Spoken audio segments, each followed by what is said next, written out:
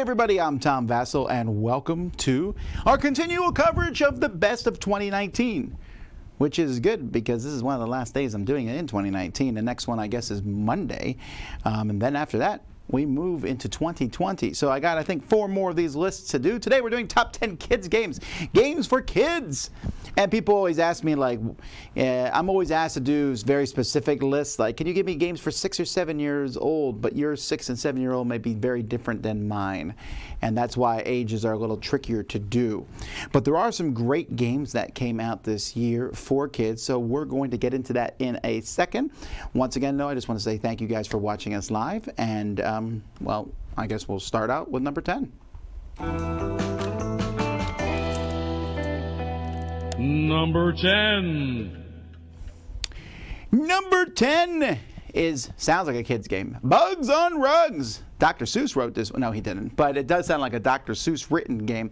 Bugs on Rugs is a drafting game. Now, many of these games could be good for kids and or families, and this is one for families. There are some kids games where I play them to keep the kids happy. This is a drafting game where essentially you're passing around cards and drafting the different bugs here. Very cute artwork, you can see there.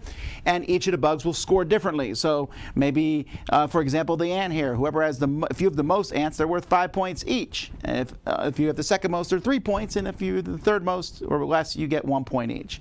Others will, maybe the moths will score you points based on if you have an odd or even number. It's really simple, but it takes some thought, and it's actually probably slightly more complicated than Sushi Go, but yet it's a very fun theme for kids to get into, and there's a little bit of chaos that also exists in the game. By leaving a card, various events will happen. So a lot of fun, definitely want to check out, and it's from a company that has kids in a title, Kids Table Board Games. Great game, Bugs on Rugs. Number 9. Well, I like to play with toys, right? The next game is all toy, and that's Khushi Express. So Khushi Express, you are making a skewer of food. I mean, you are literally making it. So it comes with these little cubes here. Those cubes are pretty much the same material as those blocks that babies play with, right? And you're sticking them on a stick as fast as you can based on what you've seen there. But sometimes you need to wrap this cloth around that looks like cheese or bacon. As itself, it could be a toy kids play with, but it's also a speed game where you flip over it and then you're like, ooh, I'll make bacon wrapped whatever, shrimp and cheese wrapped, who cares? Anything wrapped in cheese is good. But you're just trying to match what it shows in the card as fast as you can. Kids will get a kick out of this. It's something physical that they can do, and kids tend to like these speed style games more than adults. At least I found in my experience. So my number 9 is Khushi Express. Number 8. My number 8 is a really silly little game that involves dice, and it's wintertime, so that's the best time to play Snowman Dice. This is a game in which you will have some dice that you are rolling on your turn, and you are trying to roll the bottom part, the middle part, and the top part of a snowman. Or maybe you could roll that snowflake, which is wild, and you build your snowman like this one right here. It shows it. Once you build it, you use your finger and you push it to the middle of the table. First person to do so wins. But there's also snowballs. When you roll a snowball, you can flick your dice at the other person's as they're pushing their snowman. If they fall over, they have to start rolling again as fast as they can to build their snowman. This is absolutely silly insanity, and kids will get a kick out of it. Also comes in a little packaging that looks like a snowball. There you can see, and then you don't have to carry it around in the box. And so you have this little packaging of snowball with dice inside. The dice are really good quality. Great for kids. My number 8, Snowman Dice. Number 7. Number 7, yeah, I kind of like Memory Match. Speed Memory Match might be good too. You turn over and you're looking for 2 of the same thing. Well, this game has you look for 2 of the kind of same thing. It's called Pegasus. And it actually comes with a Pegasus in the box, one of those squeaky toys things for dogs. There it is right there. It's a pig and a sus. I think it's like a Pegasus, right? And they call it Pegasus. Anyway, it doesn't matter. The fact is you have all these animals here. So this animal here in the corner, you might not be able to see it real well, is an elephant and a gorilla. And then here we have a gorilla giraffe. And so you'll turn these cards over, and if you see the elephant gorilla, then you're looking for the gorilla elephant. And when you find them, you find the match. Hilarious artwork. Every card in this deck is different. So you'll be turning them over, and as soon as you see a match, you shout it out, or you grab the Pegasus toy in the middle. And it's silly. It's definitely for younger kids, but they'll get a kick out of saying, oh, here's the shark bear. Where's the bear shark? Lots of fun for kids. That's Pegasus. Number 6. Number 6 here is based on one of the most popular kids franchises that exists. At least adults don't love it too. I do. Kung Fu Panda. So there's Kung Fu Panda, the board game. I know this game has not gotten a ton of buzz yet, but I don't know that it's fully out everywhere, but it will be out soon enough as it is. Kung Fu Panda, the board game, is a cooperative game, and adults can play it too, but definitely geared for kids, where you'll pick one of the not the Fantastic Five, Fabulous Five, Fearsome Five, Furious Five, thank you, and Poe. And you pick one of them, and you're going through, and you're rolling dice as fast as you can. But if you roll bad sides of the dice, then bad things will happen. You move these tokens around your board, and more enemies might show up. Otherwise, you're doing different combos and taking out enemies and going around saving the villagers. There's different scenarios. It's fast and furious fun for everybody because you have this, you're trying to roll these dice as quickly as you can to get better results to fight the bad guys, but if you roll the dice too often, that will hurt you also. It's similar games like this, Project Elite and stuff, but this one has really good components, great artwork. I mean, it's pretty much from the movie itself, and miniatures, and it kind of gives the kids an idea of a dungeon crawl, but you're all working together, which shows teamwork. Also, did I mention it's based on a very popular movie series? That's Kung Fu Panda, the board game, from Odysseus Games. Number 5. The next game could be played by adults. I almost put it in my family game list, but it's a good introduction to kids to cooperative games, which you'll notice there's a lot of them on my kids' lists, and this is not the last one here because I think cooperative games are just great for kids. This one's called Zoo Break. And in this game, animals are breaking out of the zoo. That's pretty horrific. And you are zookeepers trying to stop them. So this game has some really cool things in it. As you're playing this game, you are kind of running around the zoo trying to catch these animals. Some of them are easier to catch than others. You need equipment to catch them. Some are more difficult, and some can't be caught, like the rhino. But you are trying to get these animals back in their pens and then close the pen off. And once you get all the animals back in their pens and close them off, you're fine. But if a certain number of animals escape out of the zoo, then you've lost. It's not too hard. I mean, it can be hard, and you could probably play in harder levels. But it's definitely tricky, and the kids are going to have to work together to say, okay, maybe we'll let one of these lemurs escape from the zoo, but we cannot let that tiger out. Cool little wooden animals, as you can see there. There's also snakes, and you got to be careful because you're never sure if a snake's coming, if it's poisonous or not. And you can get snacks to help you. There's a lot of stuff that you see in other cooperative games, but I think it's done with a really fun theme here, and it comes across well. This is a game that has not got a lot of buzz, but definitely one that people should check out. That is Zoo Break, my number 5. Number 4. I guess we're stuck on this cooperative thing for at least a well, not the rest of the list, but for most of the rest of the list. Now we're starting to get, so far I've talked about good games for sure. Now we're starting to get to some fantastic games. This is a game that was based on another game, and they added legacy to it for kids. This is Zombie Kids Evolution. All right, so in Zombie Kids Evolution, you're a bunch of kids fighting zombies. Now, I don't think zombies are for kids, but in this game, they're treated as a very silly thing. Your teachers have turned into zombies, and who doesn't dream of that? And you're trying to stop them and fight them off, but as you go through, you'll accomplish goals. It's a pretty simple game. You're just trying to lock up the doors to keep the zombie teachers and adults, mostly adults, from coming in and fight off zombies. But as the game goes by, you get to open 13 different envelopes, which will give you special abilities. They might introduce a new kind of zombie. It might introduce whatever it is. And It changes the game permanently. It just adds a little bit of things to it. And by the time it's done, you can keep playing over and over again. My kids have really liked this because you could play. The games are like 15 minutes at the most. It's a really, really short game, but you can play it over and over and over again, and they're excited to accomplish these goals so that they can open the next envelope and see what's in that and see what it does. It is a lot of fun. It treats something which is oftentimes treated in a very negative, dark way. I mean, look at that cover. Apparently, there's zombies and they're doing one of those color runs at the same time. I don't know. But either way, it's super fun. Zombie Kids Evolution, my number 4. Number 3. My number 3 is possibly for the youngest crowd of all here. Like I said, I don't necessarily give ages on these, but this is definitely geared to the young ones. There's a great family cooperative game out there called Castle Panic. Well, this is the early kid version of it called My First Castle Panic.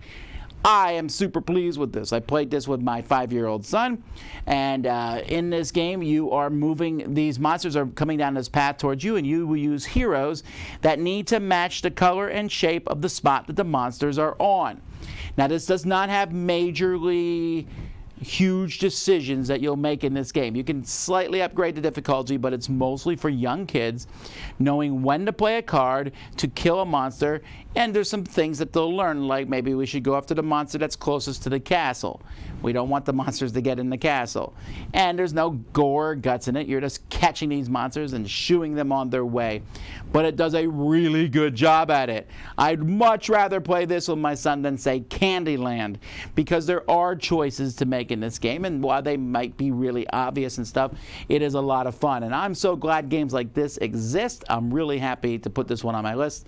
My number 3, My First Castle Panic. Number 2. Number 2 is oh man, one of the biggest things that are out there right now in the genres of gaming is roll and write games. I don't believe there's many for kids. I mean, kids could play a lot of them, but this one is specifically for kids, and that's Once Upon a Castle. Now, Once Upon a Castle, you are drawing a castle. So you get this board here, and you get to draw this castle and add people to your castle, and you do so by rolling a die and using these dice, and you're going to be trying to create and cross off rows and columns, which give you resources. You then use those resources to build your castle. Now, at the bottom there underneath the box, you'll see there's a blank sheet in the castle sheet. The castle sheet's the one you normally use, but you could also just draw your own castle. And you can do whatever you want. You can fill in the windows, draw people on, so it adds a little bit of that fun, artistic thing for kids if they want to. But it's also a really good, solid game. I mean, this is an amazingly great game for kids. And again, this one just hasn't got a lot of buzz. But it came out this year, and that whole roll and write aspect here. Because at first you roll the dice, and you'll be using those little discs at the top and putting those discs here. And when you fill it in, boom, I can now draw in 2 people in my castle and add a piece of wood. And then I can use that piece of wood for something or other. Just great game. Love this game. A lot of really cool things you can do with it. Man, I can't say enough good things about it. Definitely, if you have kids, you want to check this one out, Once Upon a Castle. And finally, number 1.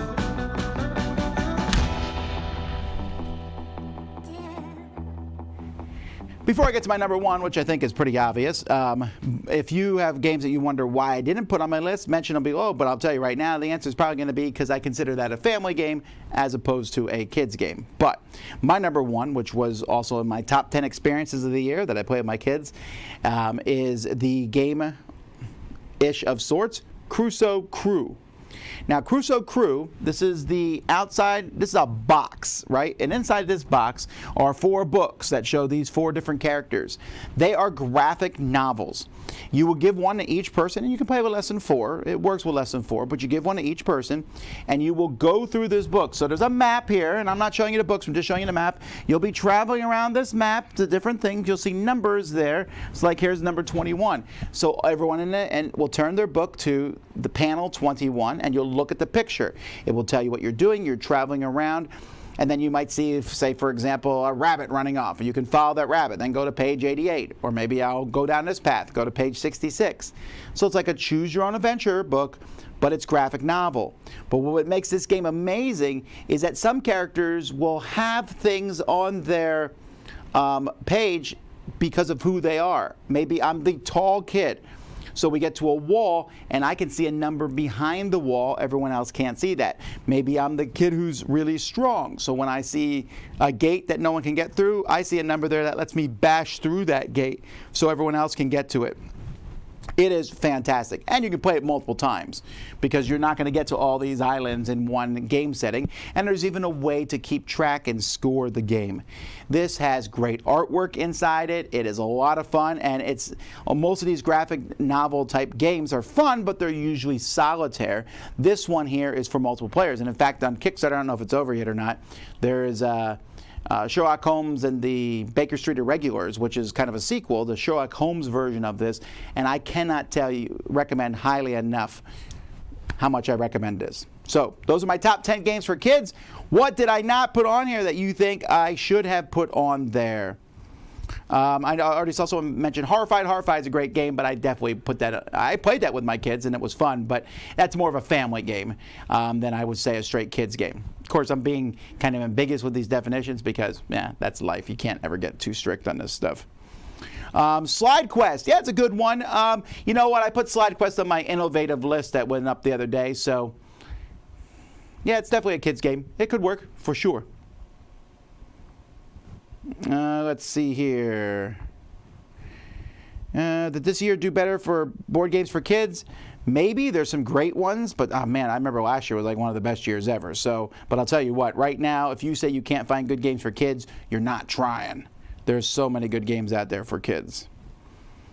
What about the Ghost one where the board spins? Yeah, well that one's not out in English yet, although I don't know if it's coming out in English.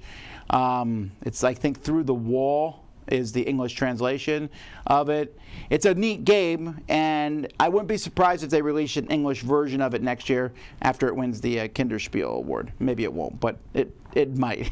So, Quirky Circuits I've not played yet, but I've only seen adults playing that. Maybe it is for kids too, but who knows.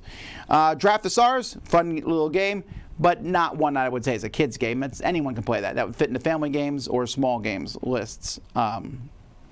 I'm trying to highlight as many different games as I possibly can on these lists. Grim Forest and Stuffed Fables was last year. You're right. Last year was just a fantastic year for games like that. It's hard to beat that. But I will say these games I think are fantastic, and I shouldn't say almost, every game on this list is in the Dice Tower Kids library because they're that good. Alrighty, well, that's that. Me and Z will be back in 45 minutes at 2 o'clock Eastern Standard Time. Yes, we're in Standard, not Daylight Saving Time. No one ever says that anyway. Anyway, we'll be back continuing our look back at the decade in review. And it's 2017 today, which is only a couple years ago, so we should know what we're talking about, I hope. Alrighty, until then, I'm Tom Vasel, and you've been watching the Top 10 Kids Games for 2019. See you soon.